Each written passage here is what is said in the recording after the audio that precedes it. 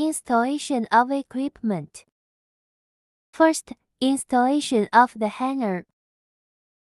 Tighten the 3 screws on each side. Please pay attention to the left-right position of the hanger.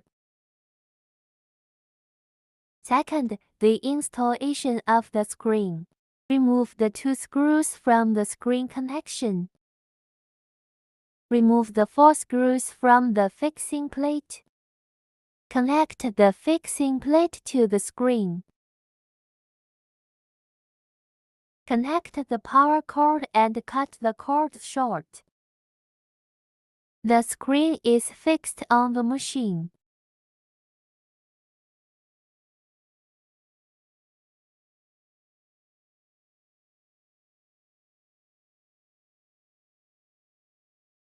This interface connects to handles.